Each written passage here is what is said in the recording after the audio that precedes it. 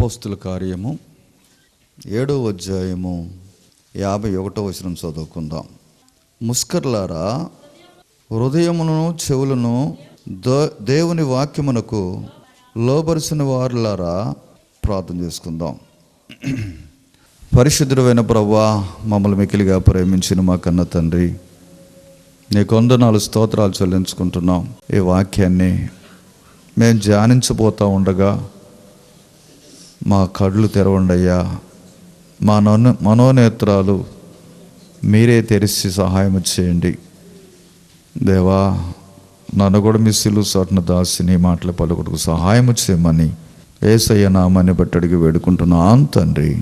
ప్రియులారా, అపోస్తుల కార్యము 7వ అధ్యాయం 51వ వచనంలో, ముస్కర్లారా, హృదయములను చెవులను దేవుని వాక్యమునకు లోబర్చు వారు నల్లలారా. ప్రియులారా, చూడండి, ఇక్కడ స్టిఫెన్ అంటున్నాడు కదా, వాక్యాన్ని చెబుతూ ఉంటే ఎందుకు మీరు వింటలేదు, ఎందుకు దీన్ని తునీకరిస్తూ ఉన్నారు అని చెప్పి, ప్రియులారా, ముస్కర్లారా, ఇదే కదా అంది, మూర్ఖులారా అనే మాటకి అర్థం అన్నమాట. చాలామంది ప్రియులారా మూర్ఖత్వంగా ప్రవర్తిస్తూ ఉంటే, వాక్యాన్ని తృణీకరిస్తూ ఉంటే, అక్కడ ప్రజలందరూ కూడా స్టిఫెన్ మీద వ్యతిరేకంగా లేచి వ్యతిరేకంగా మాట్లాడుతూ ఉన్నారు. ఆనాడు దేవునికి అపనమ్మకంగా జీవిస్తున్న ప్రజలందరినీ ఆయన కొంచెం గద్దించినట్టుగా కనపడుతూ ఉన్నది. స్టిఫెను ఎప్పుడైతే దేవునికి నమ్మకంగా ఉన్నాడు, పరిశుద్ధంగా బ్రతుకుతున్న ఆ దినాల్లో కొంతమంది ఆయన మీద తీక్షణంగా లేచి వ్యతిరేకంగా జీవిస్తూ ఉన్నారు. ఆయన మాట్లాడుతూ అన్నాడు కదా 54వ వచనం, వారు మాటలు విని కోపంతో మండిపడి అతన్ని చూసి పండ్లు కొరికిరి. వీళ్ళందరూ కూడా ఆయన మాటలు వినంట కోపడతా ఉన్నారు. దేవుని మాటలు చెబుతూ ఉంటే, దేవునికి లోబడి తగ్గించుకొని స్టిఫెన్ గారు దేవునికి నమ్మకంగా జీవిస్తూ ఉంటే, అక్కడ ప్రజలందరూ కూడా కోపంతో మండిపడి ఏం చేశారంట, 56వ వచనం చదువుకుందాం. ఆకాశం తెరవబడుటయో, మనిషి కుమారుడు దేవుని కుడిపార్చుమందు నిలిచి ఉండుటయో చూస్తున్నానని చెప్పాను.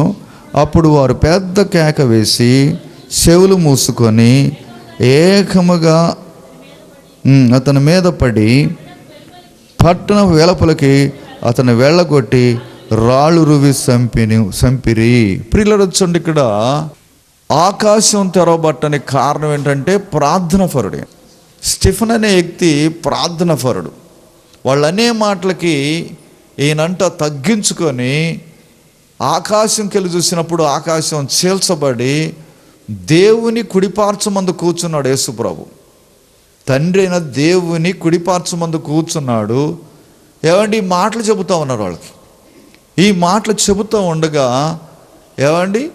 అక్కడ దేవుని కుడిపార్చుమందు కూర్చుంటంతోనే వాళ్ళంట ఇంకా కోపం తెచ్చుకున్నారంట. ప్రార్థన చేసే వాళ్ళ మీద కోపం అండి చాలామందికి. ఈ స్టిఫెన్ మీదకి చాలామంది కోపంతో లేచారంట.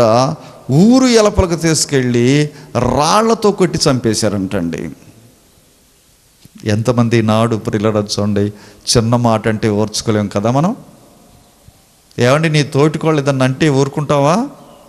నీ పక్కెమ్మటి ఇంటి వాళ్ళు ఏదన్నా ఉంటే ఊరుకుంటావా? ప్రార్థనకి వెళతాం కానీ తగ్గింపు తత్వం కనపడదండి. ఈ స్టిఫెన్ అయితే ప్రియులారా వాక్యం ఎలాగుంది కదా, మీరెందుకు ప్రవర్తలైన వారిని కూడా చంపారని చెప్పి ఈ మాటలు చెప్పిన తర్వాత వాళ్ళు కోపడి ఊరు ఎలపలకు తీసుకెళ్ళిపోయి రాళ్లతో కొట్టి చంపి పడేశారండి. వాక్యాన్ని మనం ఎప్పుడైతే వాక్యం మీద నిలబడతామో, వాక్య ప్రకారంగా జీవిస్తామో, అనేకమైన నిందలో అర్థమవుతుందా? దేవుని కోసం బ్రతికేటప్పుడు, ఆ రాజ్యం కోసం ఈ లోకంలో మనల్ని అంటారు. అనేకమైన ప్రజలు ప్రియులారా దేవుని ఎరగని వాళ్ళు తెలిసి తెలియని భక్తి చేసే వాళ్ళు అందరూ కూడా నిన్నేమంటారంటే, నీతిగా బ్రతుకుతుంటే, పరిశుద్ధంగా బ్రతుకుతా ఉంటే అందరూ చీ చీ అంటుంటారు. ఓర్చుకుంటావా? ఈయన ఓర్చుకున్నాడు. ఒట్టి పుణ్యానికి రాళ్లతో కొట్టి చంపుతా ఉంటే మౌనంగా ఉన్నాడు. ఉంటారా ఈనాడు మనుషులు? ప్రార్థనకు వస్తున్నావు కదా, చిన్న మాట అంటే ఓర్చుకోలేవు, చిన్న కష్టం వస్తే తట్టుకోలేవు. చాలామంది కష్టం వచ్చినా, బాధలు వచ్చినా, అవమానిస్తున్నా కానీ చాలామంది ప్రియులరా వెళ్ళిపోతారండి బయటికి. నాకు అక్కర్లేదు ఇక ప్రార్థన, దేవుడు ఉన్నాడా అని చెప్పి అంటూ ఉంటారు. కానీ నిజముగా నిలబడ్డావా? దేవుని కోసం మనం నిలబడ్డట్టయితే ప్రియులరా చూడండి, ఆయనకి ప్రియులరా జీవకిరీటం నీకు నాకు ప్రియులరా చూడండి, ఈ లోకంలో దేవునికి నమ్మకంగా మనం జీవించినప్పుడు జీవకిరీటం ఉంటుంది. తగ్గించుకుంటావా? ఏవండి ఇక్కడ ప్రియులరా చూడండి, వాక్యం నిమిత్తం నిందలో అవమానాలు వస్తుంటాయి. నువ్వు ఎప్పుడైతే ఖచ్చితంగా ఉంటావో, ఎప్పుడైతే ప్రార్థన చేస్తూ ఉంటావో, అనేకమైన నిందలు నీ మీదకి వస్తూ ఉంటాయి. తప్పుడు అబద్ధాలు చెబుతూ ఉంటారు. తప్పుడు మనిషి ఎన్నో అబద్ధాలు చెబుతూ ఉంటారు, ఎన్నో మోసాలు చేస్తూ ఉంటారు, నీ మీద ఎన్నో రాళ్ళు వేస్తూ ఉంటారు. తట్టుకుంటావా? స్టెఫెను ప్రియులరా సావటానికి, దేవుని కోసం సావటానికి సిద్ధంగా ఉన్నాడు. కానీ లోకం వైపు, మనుషుల వైపు చూడలే. ఎందుకు నన్ను చంపుతున్నారు, ఎందుకు నన్ను కొడుతున్నారు, యథార్థంగా నేను చెప్పిందని చెప్పి ఎంత మాత్రం కూడా ప్రియులరా వాళ్ళకి వ్యతిరేకంగా మాట్లాడకుండా తన ప్రాణాలే లాస్ట్లో ఏమంటాడంటే 60వ వచనం, అతడు మోకాళ్ళుండి, ప్రభువా వారి మీద ఈ పాపం మోపకమని గొప్ప శబ్దంతో పలికెను. ప్రియులరా చూడండి, ఇక్కడ ఏమండి మోకాళ్ళునంట రాళ్లతో కొట్టి చచ్చిపోయేటప్పుడు కూడా మోకాళ్ళు ఉండి ఏమంటున్నాడు, వారి మీద ఈ పాపము, వారు చేసిన ఈ పాపాన్ని బట్టి వారి మీదకి రానివ్వకని చెప్పి ఎంత తగ్గింపండి. చచ్చిపోయేటప్పుడు కూడా వాళ్ళ మీదకి ఈ పాపం రాకూడదయ్యా అని చెప్పి దేవుడిని ఏడుకుంటా ఉన్నాడండి. మనం ఎంతమందిని దూషిస్తున్నాం ప్రార్థనకు వస్తానే? నిలబడతావా? ఏమండి ఏదైనా కష్టం వస్తే, ఏదైనా బాధ వస్తే తట్టుకోలేని పరిస్థితి అండి. వెంటనే నీకున్న కోపాన్ని మొత్తాన్ని కూడా తీర్చుకుంటావు. అవును ప్రియులరా, ప్రార్థనకు వచ్చే మనము నిందలు వస్తాయి, అవమానాలు వస్తాయి, కానీ తట్టుకుంటున్నావా? ఏబు గ్రంథము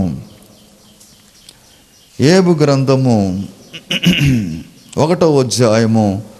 ఆ సంగతంతా మనకు తెలుసు. ఊజ్ దేశమందు ఒక ఏబు ఉండెను. అతడు యథార్థమంతుడు, న్యాయమంతుడై దేవుని యందు భయభక్తులు కలిగిన వాడు. ఏమండి తన చెడుతనాన్ని విసర్జించిన వాడు. అంత భక్తిపరుడు, ప్రార్థనపరుడు.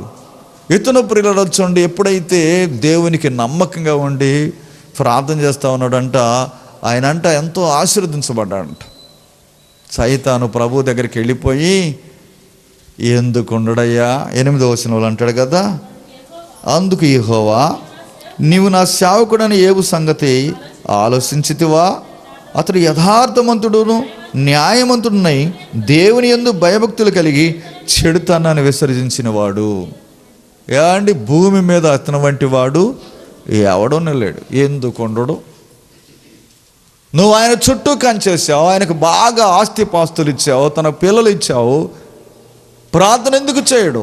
ఆస్తి ఇచ్చినప్పుడు, అనేకమైన ప్రియుల చూడండి దీవించబడుతున్నప్పుడు ఎందుకుండడు భక్తిలో? ఆ కంచె కొద్దిగా తీసేయని చెప్పని సైతాన్ అంటుంది దేవుణ్ణి సైతాన్ అంటుంది కదా, ఆ కంచె కొద్దిగా తీసేయి, ఆ ఆశీర్వాదాలు తీసేయి, నిన్నిప్పుడే ముఖం ఎదుటే దూషిస్తాడని చెప్పి అంటూ ఉన్నదండి. వెంటనే ప్రియులరా చేసుకో. ప్రాణం మటుకి ఎంత మాత్రం ముట్టవద్దు. నువ్వు వెళ్ళిపోయి తనకి హే హాని చేయకుండా ప్రియులరా ప్రాణం మాత్రం ముట్టొద్దు, కానీ శరీరం మీద ఏది పెట్టుకున్నా కూడా ఏవండి అతడు నమ్మకంగా ఉంటాడని చెప్పి పంపించిన తర్వాత అతడు దేవునికి యథార్థంగా ఉంటున్నాడు.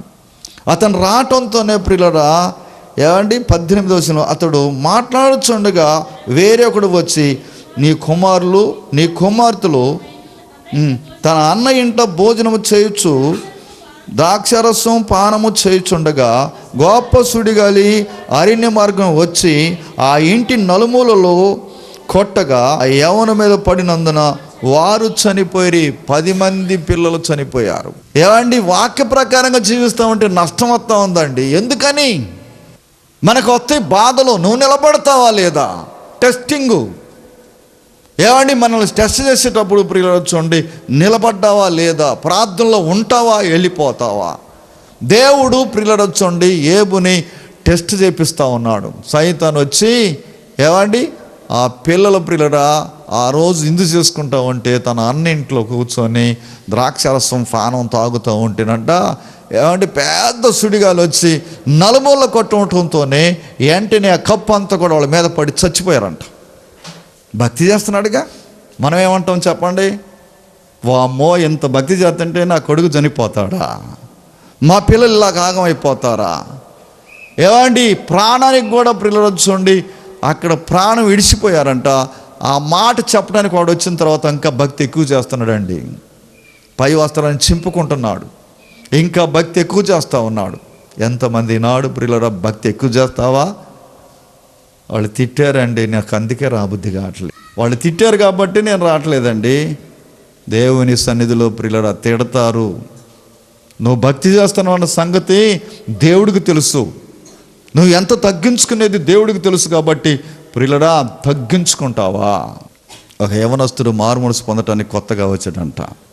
ఆ మూమెంట్లో సేవకుడు అన్నాడంట, వీళ్ళంతా నిలబడతారా అన్నాడంట. సేవకుడు ఏమన్నాడు? వీళ్ళంతా విశ్వాసులేనా, వీళ్ళు నిలబడతారా అన్నాడంట.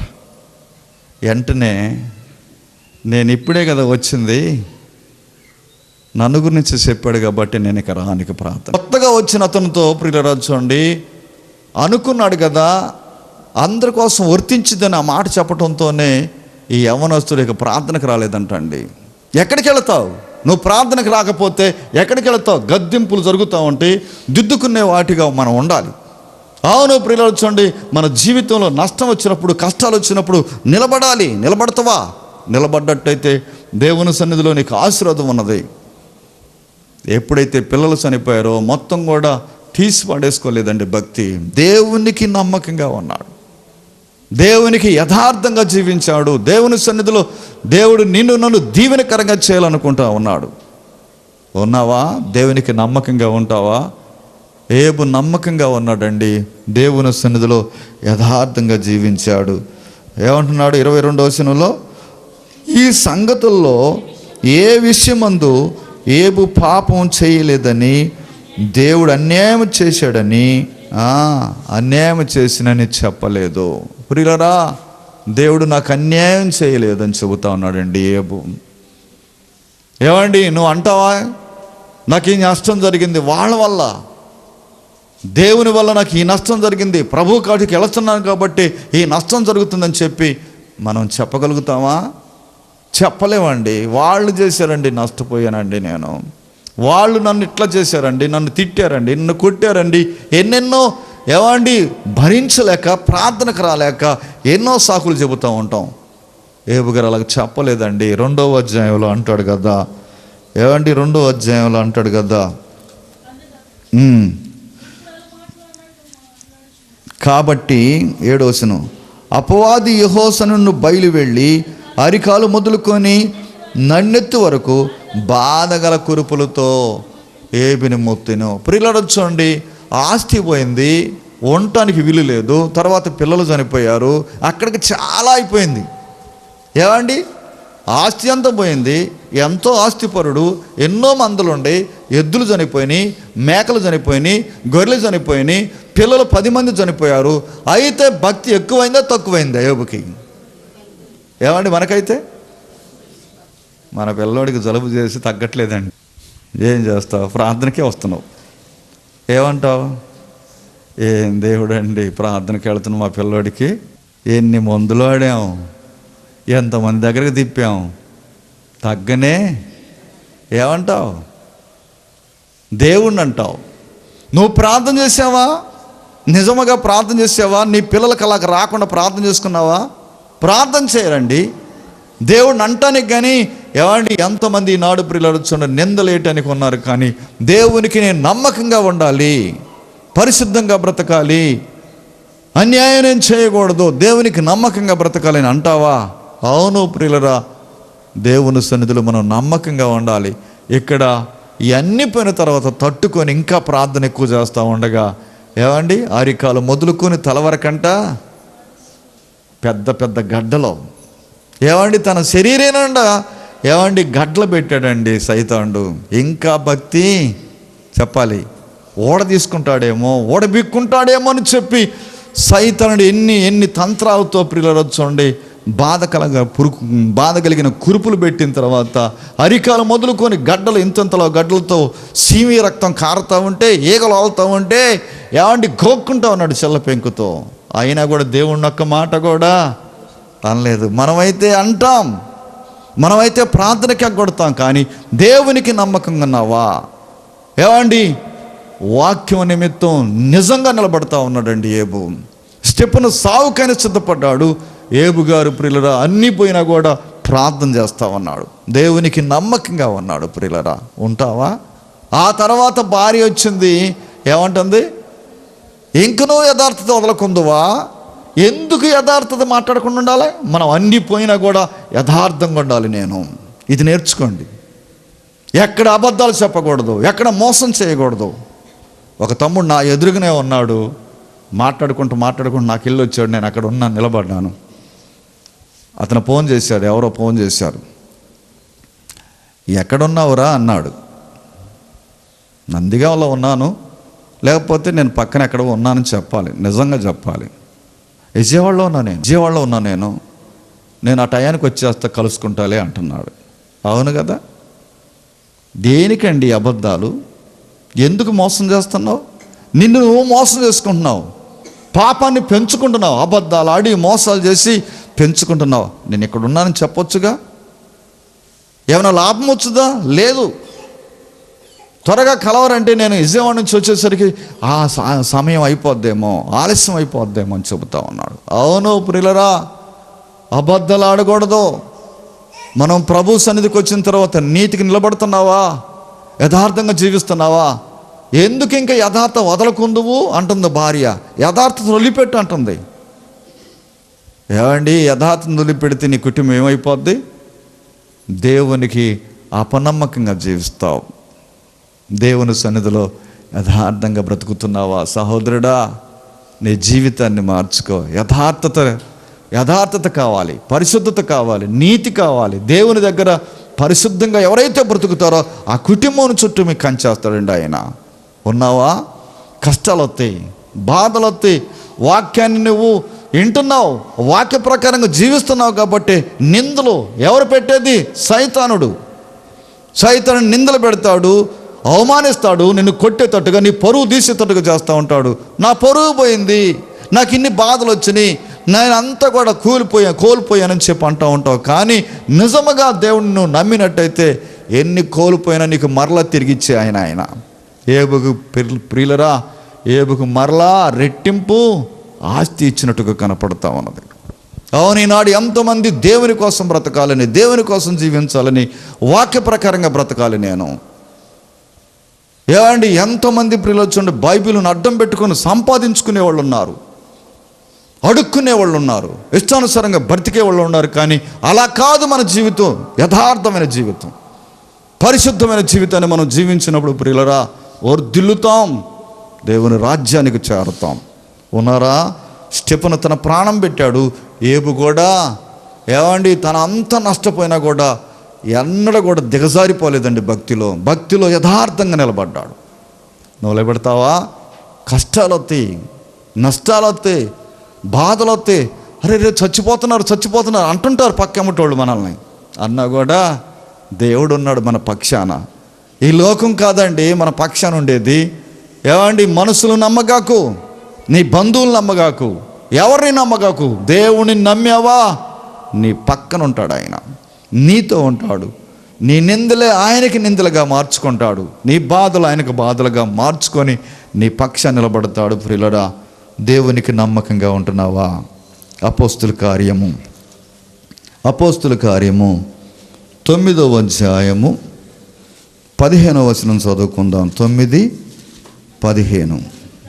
అందుకు ప్రభు, నువ్వు వెళ్ళుము, అన్ని జనుల ఎదుటను, రాజుల ఎదుటను, ఇశ్రాయేలు ఎదుటను నా నామం భరించుటకు ఇతడు నేను ఏర్పరుచుకునిన సాధనమై ఉన్నాడు. ప్రియులారా చూడండి, పౌలు గారికి మొదట పౌలు గారు ప్రభువు నమ్మలేదు. తన కళ్ళు పోగొట్టి దమస్కు మార్గంలో వస్తూ ఉండగా అందరూ జనాన్ని చంపుతూ ఉన్నాడు, క్రైస్తవులు మొత్తాన్ని చంపుతూ ఉన్నాడు పౌలు గారు. ఈ పౌలు గారు చంపుతూ ఉండగా దమస్కు మార్గాన్ని వస్తూ ఉంటే, గుర్రం మీద వస్తూ ఉంటే కింద పడేశాడు దేవుడు. ఆ పక్కమట ఇంకొక ఇద్దరు ఉన్నారు, ఇతను కింద పడిపోయాడు, కళ్ళు పోయినాయి. ఎవడు నన్ను పడగొట్టింది అని చెప్పి అంటున్నాడు. దేవుణ్ణి పట్టుకొని ఏమన్నాడు, ఎవడు నన్ను పడగొట్టింది? ఏమండి, మూర్ఖపు మాటలు మాట్లాడుతూ ఉన్నాడు. ఆ కళ్ళు పోయిన తర్వాత 3 రోజులు అన్నపానాలు లేవు. దేవుని సన్నిధిలో అననీయ వచ్చి ప్రార్థన చేసిన తర్వాత కళ్ళు వచ్చినాయి, మారు మనసు పొందాడండి. మారు మనసు పొందిన తర్వాత దేవునికి నమ్మకంగా జీవించిన తర్వాత లోకానుసారమైన జీవితాన్ని ఆఫ్ చేసి ఇక పరిశుద్ధంగా జీవించడానికి ఇష్టపడుతున్నాడు పౌలు గారు. ఆ పౌలు గారి గురించి దేవుడు ఏమంటున్నాడు, అందుకు ప్రభువు నీవు వెళ్ళుము, అన్ని జనుల ఎదుటను, రాజుల ఎదుటను, ఇశ్రాయేలు ఎదుటను నా నామం భరించుటకు ఇతడు నేను ఏర్పరుచుకునిన సాధనమై ఉన్నాడు. ఏమండి, పౌలు గారిని గురించి ఎవరు చెబుతున్నారు సాక్ష్యం? ఏమ్మా వింటున్నారా? పౌలు గారిని గురించి సాక్ష్యం ఎవరు చెబుతున్నారు? అతను మారిన తర్వాత ఇతడు నా సాధనం. ఏమండి, ఏ కష్టం వచ్చినా నష్టం వచ్చినా భరించుతుడు, నా కోసం భరిస్తాడు ఆయన. ప్రభు కోసం ఏదైనా భరించావా? చలిలో లెగిసి పొద్దున్నే వచ్చావా? అంతా అయిపోయేటప్పుడు వస్తుంటారు కొంతమంది, పాటలు అన్నీ అయిపోయిన తర్వాత వస్తూ ఉంటారు. అంటే ఆయన నామాన్ని నిమిత్తము నువ్వు ఏదైనా భరించుతున్నావా, తగ్గించుకుంటున్నావా? చలిలో లేవాలి, దేవుని కోసం వెళ్ళాలి, ప్రార్థనకి వెళ్ళాలి. అంటే ఎప్పుడు లేవాలి? ఏమండి, దేవునికి మనం నమ్మకంగా జీవించినప్పుడు ప్రియులరా ఈ చలి అన్నిటిని పక్కన పెట్టేస్తాం, లోకాన్ని పక్కన పెట్టేస్తాం, దేవుని వాక్యాన్ని వినాలి. ముందుగా నేను సేవకుడితో పాటు వెళ్ళిపోవాలి. ఉన్నదా? ఎంతమంది పనులు చేస్తూ ఉంటారు, ఇష్టానుసారంగా జీవిస్తారు. వెళదాంలే అంటే వాక్యం లేదు నీలో, వాక్య ప్రకారంగా బ్రతకట్లేదు కాబట్టి నీవు దేవుని సన్నిధికి రావటం తక్కువైపోతా ఉన్నావు. అతని గురించి దేవుడు సాక్ష్యం చెబుతున్నాడు, అన్ని జనుల ఎదుట నన్ను నా ఎదుట నిలబడతాడని చెబుతా ఉన్నాడు. ఎంత నష్టమైనా నిలబడతాడని చెబుతా ఉన్నాడు. ప్రియులరా, అతను 20వ అధ్యాయము, అపోస్తుల కార్యం 20వ అధ్యాయము 19వ వచనం చదువుకుందాం. యూదుల కుట్ర వలన నాకు శోధన సంభవించును, కన్నీళ్ళు విడుచుచు పూర్ణమైన వినయ భావంతో నేను ఎలాగ ప్రభువుని సేవించుచున్నో అది మీకే తెలియని సంఘంతో చెబుతా ఉన్నాడు. ఏమండి, యూదులంట కుట్ర వలనంట ఏం చేశారంట, శోధన సంభవించింది. ఎప్పుడు శోధన వచ్చింది? అంటే మన పక్కమ్మటి వాళ్ళు కూడా ప్రార్థన చేస్తారు, వాళ్ళు కూడా మనకు అన్యాయం చేస్తారు. వాళ్ళు నిజంగా నమ్మలేదు ప్రభువుని. నీకు నిజంగా ప్రార్థన చేసినట్టయితే ఒక పక్క వ్యక్తిని, సంఘంలో ఉండే వ్యక్తిని మోసం చేయవన్నమాట. చాలామంది మోసం చేస్తూ ఉంటారు, సంఘంలోనే ఉంటారు. కొంతమంది మారకపోవటం కారణం ఏంటంటే వాళ్ళని చూసి నేను ప్రార్థనకు రావట్లేదండి, ఆ అమ్మాయి మారలేదు కాబట్టి నేను మారట్లేదు, నేను రాకపోవటం కారణం అంటూ ఉంటారు. ఆ అబ్బాయి మారలేదు కాబట్టి ఎవరికెళ్ళి చూస్తున్నారు వీళ్ళు? మారిన వాళ్ళకెళ్ళి చూస్తున్నారు. అసలైన మారిన ఆయనకెళ్ళి చూస్తున్నావా? ఏమండి, నాకెళ్ళి చూస్తే నాలో ఏదో లోపం ఉంటుంది. దేవుడికెళ్ళి చూస్తే దేవుడిలో ఏ లోపము? ఆయన వెంబడించేటప్పుడు ఆయనకెళ్ళి చూడాలి మనం. మరి ఎవరికెళ్ళి చూస్తున్నామని చెప్పండి? ఏమండి, పాస్టర్ గారికి వెళ్ళి చూసి పాస్టర్ గారు ఇలాంటి వాడండి, ఆ అమ్మాయికి వెళ్ళి చూసి ఆ అమ్మాయి మంచిది కాదండి. ఏమండి, ఎంతమంది ఈనాడు ప్రియులొచ్చండి ప్రభు కోసం బ్రతికేటప్పుడు నష్టాలు కష్టాలు వస్తాయండి. వాళ్ళకెళ్ళి చూసి వీళ్ళకెళ్ళి చూసి మోసపోతున్నావా? నువ్వు మోసపోతున్నావు. రేపు నీకు దీవెన పోతుంది, నిత్యత్వం పోగొట్టుకుంటా ఉన్నారు మనుషులు. ప్రియులరా, దేవునికి నమ్మకంగా ఉండకపోవటం. ఇతనంట ఏమండి, దేవుని కోసం బ్రతికితే ఏమొస్తుంది? చాలామంది ప్రభు కోసం వస్తే నాకు కలిసి వస్తుందండి, నేను పొలం కొంటానండి, మొన్ననే ఆ లోన్ వచ్చింది కాబట్టి తాడు చేయించుకున్నా, కలిసి వచ్చింది నాకు కదా. చాలామంది ఆ బాకీ తీర్చేకల్లా ఎన్ని తిట్లు ఉంటాయో, ఎన్ని తగులు ఉంటాయో. కదండి. ఆ నెల వచ్చింది అనుకోండి, డబ్బులు కట్టలేదు అనుకోండి, 4 ఏళ్ళు 3 ఏళ్ళు కట్టలేదు అనుకోండి, వేసుకున్నావు బాగానే. నెల ఉండవు కదా మన దగ్గర డబ్బులు. అప్పుడు ఏమంటావు?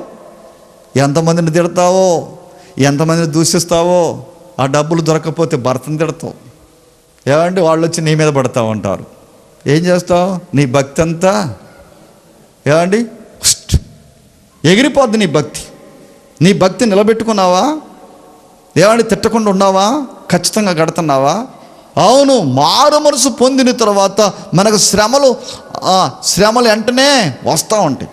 ఈయన మారు మనసు పొందాడు, దేవునికి నమ్మకంగా ఉన్నాడు, వెంటనే వస్తూ ఉన్నాయండి. సంభవిస్తూ ఉన్నాయి శ్రమలు. ఏమొస్తున్నాయి?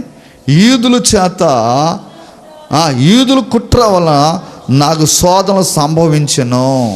ఏమండి కన్నీళ్ళు ఇడుతున్నాడు. ఇంకేముంది చెప్పండి? కన్నీళ్ళు ఇడుతున్నాడు. అయ్యా అయ్యా శక్తిని ఇవ్వండి. ప్రార్థన చేసి ఎవరైనా బాధ వచ్చినప్పుడు, కష్టం వచ్చినప్పుడు, ప్రభువా ఈ కన్నీళ్ళు వస్తున్నాయి అయ్యా, నిలబెట్టుకో అయ్యా, ప్రార్థన మటుకు మర్చిపోనయ్యా, దేవునికి నమ్మకంగా జీవిస్తానని చెబితే ప్రియులారా ఇంకా కష్టాలు వస్తూ ఉంటాయి. ఇంకేం వస్తున్నాయి అంటే కష్టాలు ఆయనకి. 21వ అధ్యాయము అపోస్తుల కార్యం 21వ అధ్యాయము 13వ వచనం. పౌలు ఇదెందుకు మీరు ఏడ్చి నా గుండె బద్దలు చేసిన ఎరా, నేనైతే ప్రభు అయిన యేసు నామము నిమిత్తము యెరూషలేములో బంధింపబడుకు మాత్రమే గాక చనిపోటుకు సిద్ధంగా అని చెప్పాను. ప్రియులరొచ్చండి, ఆయన వెళ్ళేటప్పుడు అంట ఈ సంగతులంతా ఏడుస్తున్నారంట. ఎందుకు ఏడుస్తున్నారు? అమ్మా వింటున్నారా? మనసు ఇక్కడ ఉందా? మీ మనసులు ఇక్కడ ఉన్నాయా? వాక్యం మీద ఉందా? లేకపోతే ఇళ్ళకాడేమన్నా? ఆయన అంటున్నారు కదా పౌలు, ఇది ఎందుకు మీరు ఏడ్చిన గుండె. ఏమండి ఎందుకు ఏడుస్తున్నారు? నేను యెరూషలేము పోవాల్సి వచ్చింది. అక్కడ నాకు సావు సిద్ధంగా ఉన్నది, చనిపోవటానికి సిద్ధంగా ఉన్నాను, కాబట్టి నేను వెళుతున్నానని చెప్తే సంఘంలో అంతా ఎడుతున్నారంట. అయ్యో మా అయ్యగారు వెళుతున్నాడు, గుండె బద్దలైతట్టుగా ఎడుతున్నారంట. ఎందుకు నా గుండె బద్దలు చేసేది ఎరా? నేనైతే ప్రభు అయిన యేసు నామం నిమిత్తము యెరూషలేములో, ప్రభు అయిన యేసు నామంలో, ఏమండి ఏ నామంలోకి వెళ్తున్నాడంట? ప్రభు అయిన యేసు నామంలో యెరూషలేమునకు వెళ్ళి బంధింపబడ్డకైనను చనిపోటుకైనను సిద్ధంగా ఉన్నా. ఏమండి దేవుని కోసం ప్రియులరా చనిపోవటానికి నేను సిద్ధంగా ఉన్నాను అంటున్నాడు అండి. మనం ఏమంటాం చెప్పండి? వాళ్ళండి నా మీద కేసు పెట్టారండి, నేనేం చేయాలా? మళ్ళీ ఎదురు కేసు పెట్టానా? ఇదే కదా మనకు వచ్చే థాట్స్. ఎంతమంది ఈనాడు ప్రియులు వచ్చండి దెబ్బకు దెబ్బ కక్ష తీర్చుకుంటూ ఉంటారు. లేదో వాళ్ళు ఎన్నో ఏదన్నా హాని చేసినప్పుడు మనం తగ్గించుకొని వాళ్ళకి మేలు చేసేటట్టుగా ఉండాలి. మనకు ఎవరైతే హాని చేస్తారో వాళ్ళకి మనం ఏం చేయాలా? మేలు చేయాలి. మేలు చేయటం నేర్చుకోండి, దేవుడు మిమ్మల్ని దీవిస్తాడు. మనం అచ్చేయం. నన్ను తిట్టిందండి, నాతో మాట్లాడలేదండి, నువ్వే పలకరించు. నువ్వు మారుమనసు పొందాగా, దేవుడిని వెంబడిస్తున్నావు కదా, నువ్వే పలకరించు, తనతో మాట్లాడు. ఏదైనా పెట్టు, ఏదో కూరాకేయి, లేకపోతే ఏదైనా కొంచెం టిఫిన్ పెట్టు, మంచి చేసుకో. అప్పుడు దేవుడు చూసుకుంటాడు. వాళ్ళని ఎలాగ చేయాలో దేవుడు చూసుకుంటాడండి. నువ్వు ప్రేమించు, హాని చేసిన వాళ్ళని ప్రేమించు. వాళ్ళని కొట్టిపోయారండి, నన్ను తిట్టిపోయారండి, నేను ఇంకెక్కడ ప్రార్థనకు వచ్చానని అప్పుడు దేవుని కోసం జీవించేటప్పుడు మనం తన ప్రియులరా దేవుని కోసం యెరూషలేము వెళ్ళి సావటానికైనా సిద్ధమని చెబుతా ఉన్నాడు. ఒకప్పుడు దేవుని దూషించిన వాడే, దేవుని బిడ్డలను తిట్టిన వాడే, దేవుని బిడ్డలను చంపిన వాడే ఇప్పుడు దేవుని కోసం ప్రాణాన్నైనా వాక్యాన్ని హృదయంలోకి తీసుకున్న తర్వాత శత్రువులను ప్రేమిస్తావు, హాని చేసిన వాళ్ళని ప్రేమిస్తావు. నీకేదన్నా ఏమండి నిన్ను చెడగొట్టిన వాళ్ళని మరలా నువ్వేం చేస్తావంటే వాళ్ళకి మేలు చేస్తూ ఉంటావు. మన పద్ధతి ఏంటి చెప్పండి? మన తిట్టిన వాళ్ళు, మన మీద నిందేసిన వాళ్ళు, మన ముందు నవ్వుతున్న వాళ్ళని చూసి మనం ఏం చేస్తాం చెప్పండి? దాంతో మాట్లాడకూడదు, వాడితో మాట్లాడకూడదు. ఏగా మనకు వచ్చేది? ఏమంటే ఏ ఆలోచనలు దేవుడే చెప్పట్లా. దేవుడు ఏం చెబుతున్నాడంటే వాళ్ళతో మాట్లాడు, వాళ్ళని ప్రేమించు, వాళ్ళని పక్షంగా తీసుకొని నువ్వు ప్రేమించు, నన్ను ప్రేమిస్తున్నావే, ఆ ప్రేమ వాళ్ళకు చూపిస్తే వాళ్ళు కూడా మారుతారు, నరకాన్ని నుంచి విడిపించబడతారు. వాళ్ళు నరకంలోకి వెళ్ళిపోకుండా నువ్వు కాపాడు, నన్ను నీవు రక్షకుడుగా అంగీకరించావు కాబట్టి నువ్వు వాళ్ళని ప్రేమించు. ఎంతమంది దూరం అయిపోతున్నారు చెప్పండి? ప్రార్థనకు వచ్చిన వాళ్ళు ఎంతమంది శత్రువుల నుండి దూరం అయిపోతున్నారు దేవుడికి? అది ఎవరు చేస్తున్నారు? నీవే. వాళ్ళతో మాట్లాడకపోవటం నీవేనండి. ఎంతమంది దేవుని కోసం నిలబడతా ఉన్నారు? నువ్వు మార్చినట్టయితే, వాళ్ళతో మాట్లాడినట్టయితే, వాళ్ళతో ప్రేమతో ఉన్నట్టయితే వాళ్ళు కూడా మందిరానికి వస్తారండి. వాళ్ళు కూడా మందిరానికి వచ్చి దేవుని వాక్యాన్ని వాళ్ళు నరకాన్ని వెళ్ళకుండా కాపాడుకోబడతాడు. ప్రియులారా, దేవుని సన్నిధిలో నీవు నిన్ను తగ్గించుకుంటున్నావా? మాట్లాడండి, వాళ్ళ ఇంటికి వెళ్ళనండి అన్నాడా? యెరూషలేము వెళితే నేను చచ్చిపోతానని చెప్పి అన్నాడా? యెరూషలేము వెళ్ళి ప్రాణం పెట్టడానికి సిద్ధంగా ఉన్నాం. మీరు మట్టికి ఏమంటున్నారు వాళ్ళతో? మీరు మట్టికి ఏమంటున్నాడంటే, ఎందుకు మీరు ఇలాగ ఏడ్చి నా గుండెలో బద్దలు చేసిదురు? ఎందుకు ఎడతారు? వాక్యం లేని వాళ్ళు ఎడతారండి. అక్కడ ప్రమాదం ఉన్నదంటే క్రైస్తవుడు ఏం చేయాలి చెప్పండి? నిలబడాలి, ప్రమాదంలో నిలబడాలి. దేవుడు ఉన్నాడు నాకు అని చెప్పి నిలబడాలి. ప్రియులారా, దేవుని కోసం నిలబడేటప్పుడు దేవుడు నిన్ను దీవెనకరంగా చేస్తాడు. 23వ అధ్యాయము అపోస్తుల కార్యాలు 23వ అధ్యాయము 12-13 చదువుకుందాం. ఉదయమైనప్పుడు యూదులు కట్టుకట్టి తాను పౌలును చంపు వరకు అన్నపానాలు పుచ్చుకోమని ఒట్టు పెట్టుకొనిరి. ఏమండి ప్రియులారా, చూడండి, ఇక్కడ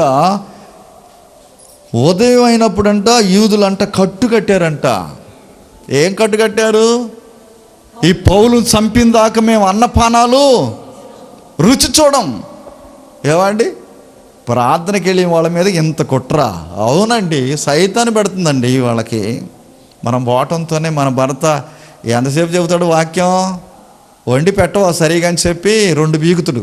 అప్పుడు మనం నిలబడతావా, ఏడుస్తావా, ఇంకేం ప్రార్థనకి వెళదాం? అవును, శోధనలు వస్తాయండి, కష్టాలు వస్తాయండి, బాధలు వస్తాయి. ప్రాణం పెట్టడానికని సిద్ధంగా ఉన్నాడు పౌలు గారు. ఏమండి, ఆయన చంపిందాకంటే అన్నపానాలు, యూదులంటే అన్నపానాలు పుచ్చుకోరంటండి. ఇటు చూడాలి, అన్నపానాలు పుచ్చుకోరంట. ఎందుకు? తర్వాత అంటున్నాడు కదా 13వ వచనంలో, ఈ కుట్రలో చేరిన వారు 40 మంది కంటే ఎక్కువ. వారు ప్రధాన యాజకులు యొద్దకును పెద్దల యొద్దకును వచ్చి మేము పౌలును చంపు వరకు ఏమీ రుచి చూడమని గట్టిగా ఒట్టు కొట్టుకొని ఉన్నారు. గట్టిగా ఒట్టు పెట్టుకుని ఉన్నారంట. పౌలును చంపిందాక మేము ఏది రుచి చూడరంట. ఎందుకని? పౌలు మీద ఎందుకంటే అంత కోపం? అయినా కూడా పౌలు భక్తి ఆపాడా? నేను చంపుతామంటే నువ్వు వెళ్తావు ఇక? వామ్మో, మనం కొడతారంట, వాడు కాసుకొని ఉండంటే మనం ఏం చేస్తాం? పౌలు భక్తి ఆపలేదండి. పౌలును చంపిందాకా చెప్పాలి మేము ఏది రుచి చూడం. ఎవరి దగ్గర చెబుతున్నారు ఈ మాటలు? పెద్దల దగ్గర, ప్రధానుల దగ్గరికి వెళ్ళిపోయి మేము అతను చంపిందాకా, పౌలు గారిని చంపిందాకా మేము అన్నపానాలు పుచ్చుకోము, తర్వాత మేము ఏది రుచి చూడం, చంపి పడేస్తాం అతన్ని. ఎందుకండి ఇది? వాక్యాన్ని మనం జయించినట్టయితే మన తరపున ఉంటాడండి దేవుడు. దడవద్దు. మనం బాధలు వచ్చినాయని, కష్టాలు వచ్చినాయని, ఇంట్లో ఏదో జరిగిపోయిందని చెప్పి ప్రార్థనకి ఎగ్గొట్టినట్టయితే ప్రియులారా మనమే నష్టపోతాం. దేవునికి నమ్మకంగా ఉంటే మనం లాభం పొందుతాం. నష్టం వచ్చినా సరే ప్రభువును వదిలిపెట్టేది లేదో. పౌలు గారు ప్రియులారా ఖచ్చితంగా ఉన్నాడండి. దేని నిమిత్తం? వాక్యం నిమిత్తం. వాక్యం హృదయంలోకి చేర్చుకున్న తర్వాత బ్రతుకు మారిపోయింది. ఎదురు నిలబడ్డాడండి, ప్రాణానికి ఎదురు నిలబడ్డాడండి. నువ్వు నిలబడతావా?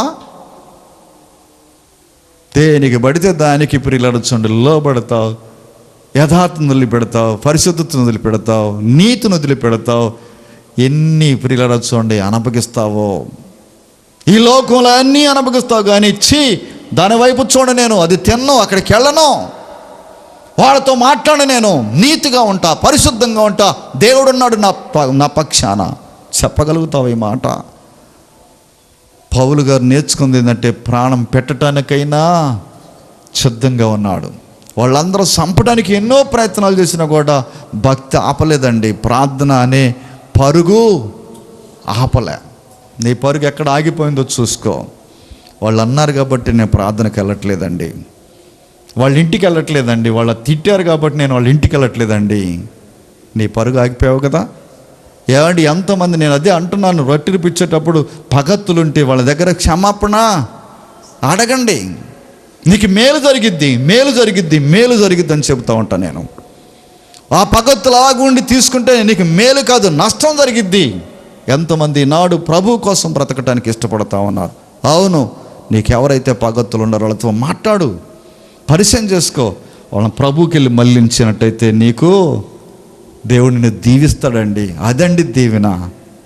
వాళ్ళు కొట్టిన వాళ్ళ ఇంటికి వెళ్ళనండి, వాళ్ళు హాని చేశారండి, మా పిల్లలు కొడతారండి, మా మీద అన్ని అబద్ధాలు చెబుతారండి, మా మీద అంతా చెడుగు చెబుతారండి, నేను చెయ్యని దాన్ని కూడా చెప్పారండి అంటుంటావు, ఏడుస్తూ ఉంటావు. ఆ కన్నీరు అక్కర్లేదు. దేవుడు చూస్తున్నాడు, నువ్వు మంచిదానివో మంచివాడో కాదో ఆయనకు తెలుసు. నువ్వు యథార్థంగా జీవించినప్పుడు, పరిశుద్ధంగా బ్రతికేటప్పుడు, ప్రేమిస్తా ఉన్నప్పుడు ప్రియులరా, దేవుడు నిన్ను ఆదుకుంటాడు, దేవుడు నిన్ను కాపాడుకుంటాడు ప్రియులరా. అందుకే ఆయన అంటాడు కదా, నా మటుకైతే బ్రతుకుటా క్రీస్తే, సావైతే చచ్చిపోయినా నాకు బాధ లేదంటున్నాడు ఆయన. ఈ లోకంలో ఉండేవాళ్ళని కాదు, నేను ఆ రాజ్యంలోకి వెళ్ళాలి కాబట్టి నేను చనిపోయినా నాకు బాధ లేదని చెప్పి ముందుకెళ్తున్నాడండి. ప్రార్థనలో వాక్యం కోసం బ్రతుకుతున్నాడు, నీతిగా, నిజాయితీగా, యథార్థంగా, పరిశుద్ధంగా బ్రతుకుతూ ఉన్నాడు. మరి నీవేంటి, నీ సంగతి ఏంటి? మన పితరుల ప్రియులు వచ్చి అలాగ నడుచుకున్నారండి, మరి నీ సంగతి ఏంటి? అలాగ నడుచుకుంటున్నావా? అడ్డంగా చెడిపోతున్నావా? అడ్డంగా పాడైపోతావన్నావు? నాకు తెలియదు. దేవుని సన్నిధిలో యథార్థంగా జీవించినప్పుడు దేవుడు మన కనికరిస్తాడు, మన దీవిస్తాడు. దేవుడి చిన్న మాటలు దేవుడు దీవించునుగాక. ఆమేన్. ప్రార్థన.